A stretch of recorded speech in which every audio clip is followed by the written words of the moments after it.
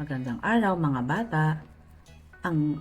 Tayo ngayon ay magkakaroon ng sumatibong pagsusulit para sa Makabansa 3, Quarter 4, Week 1 and 2. Please don't forget to like, share, and subscribe. Thank you. Unang bahagi. Piliin ang tamang sagot. Basahin mabuti ang sitwasyon at piliin ang titik ng tamang sagot. Number 1. Si Ana ay nakikilahok sa cleanup drive kahit walang utos. Ano ang ipinapakita niya? A. Katamaran. B. Pagiging aktibong Pilipino. C. Pagiging tahimik. Or D. Pagiging makasarili.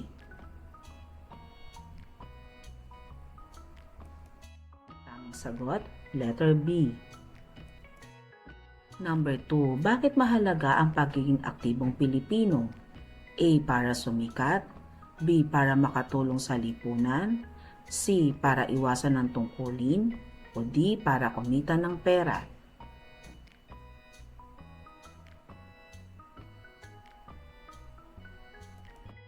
Sagot, letter B.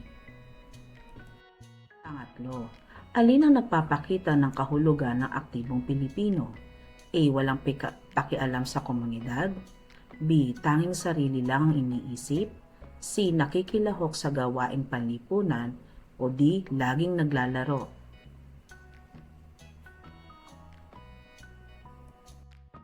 Ang tamang sagot, letter C. Kaapat, tumutulong si Ben sa kaklaseng nahihirapan sa aralin. Anong katangian ito? A. Matulungin. B. Makasarili. C. Tamad. O D. Magulo.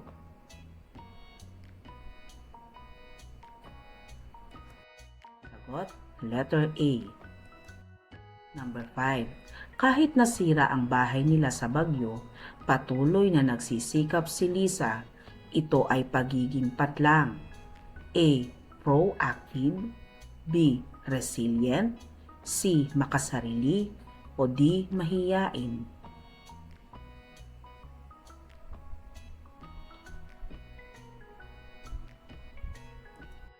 Tamang sagot, letter B. 6. Nagmumungkahi si Carlo ng bagong paraan para sa proyekto. Siya ay patlang. A. Malikhain. B. Tamad. C. Walang pakialam. O D. Mahina.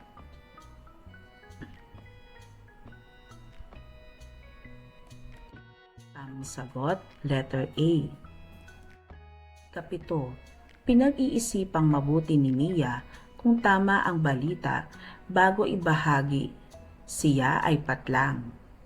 A. Mapanuri. B. Padalos-dalos. C. Tamad. D. Magulo.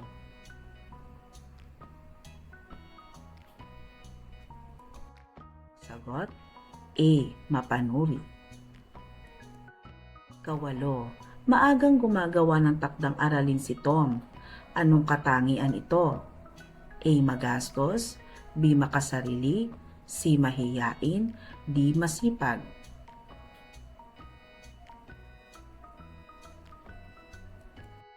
Sagot, letter D. 9. Ipinagtatanggol ni Jay ang bansa sa pamamagitan ng paggalang sa watawat. Siya ay patlang. A. Walang pakialam. B. Tamad. C. Makabayan. O D. Magulo.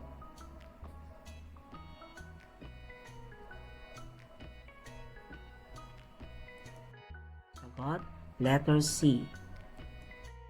10. Sumali si Rosa sa tree planting sa barangay. Ano ang papel niya? A. Tagapanood lamang. B. Aktibong mamamayan.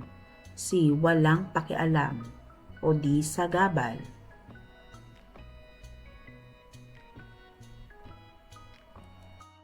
Sagot, letter B. 11. Alin ang pinakamahusay na paglilingkod sa komunidad? A. Pagtapon ng basura kung saan-saan. B. Pakikipag-away. C. Pagsunod sa batas trapiko. O D. Paninira ng gamit. Sagot, letter C. 12. Ano ang bunga ng pakikilahok sa gawaing panlipunan? A. Kaguluhan, B. Kaunlaran ng komunidad, C. Pagkawasak, o D. Pagkawatak-watak.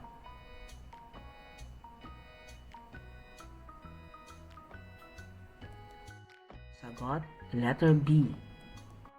13. Kung ikaw ay iimbitahan sa brigada eskwela, ano ang dapat gawin? A. Huwag pumunta. B. Manira ng gamit. C. Makilahok kung kaya. O D. Matulog lang.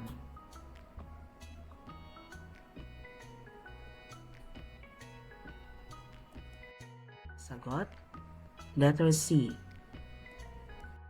4. Ang batang may disiplina sa sarili ay malamang na maging patlang. A. Responsableng mamayan, B. Tamad, C. Magulo, o D. Walang pakialam.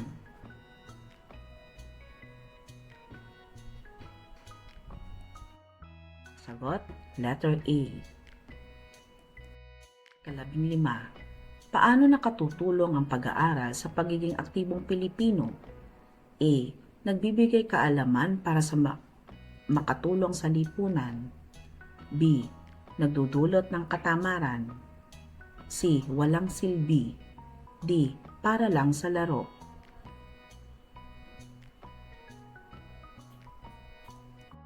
Sagot, letter A. 16. Alin ang nagpapakita ng ugnayan ng personal na pag-unlad at lipunan?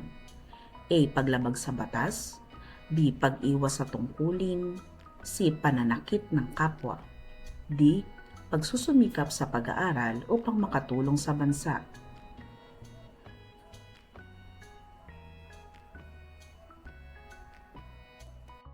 Sagot, letter D. 17. Pagtulong sa gawaing bahay ay ambag sapat lang. A. Paaralan lang. B. Pamilya. C. Dayuhan. O D. Laro.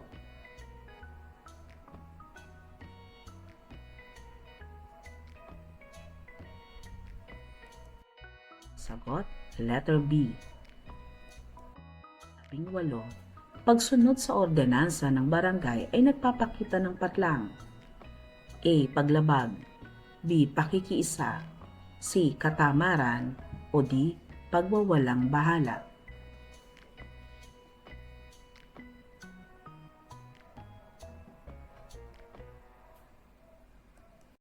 Tamang sagot, letter B. 19. Pagboto ng tama, paglaki, ay ambag sapat lang. A. Sarili lang, B. Bansa, C. Laro, D. Kaaway.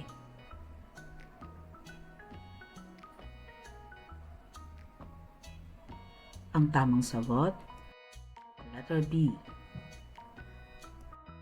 20. Alin ang pinakamainam na paraan upang makatulong sa bansa bilang bata? A. Sumunod sa batas at mag-aral ng mabuti. B. Manira ng kapaligiran. C. Makipag-away. D. Magtapon ng basura.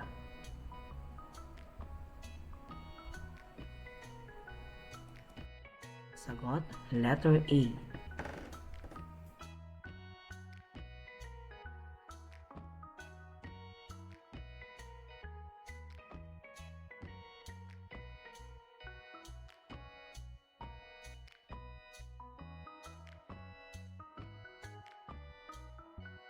Maganda.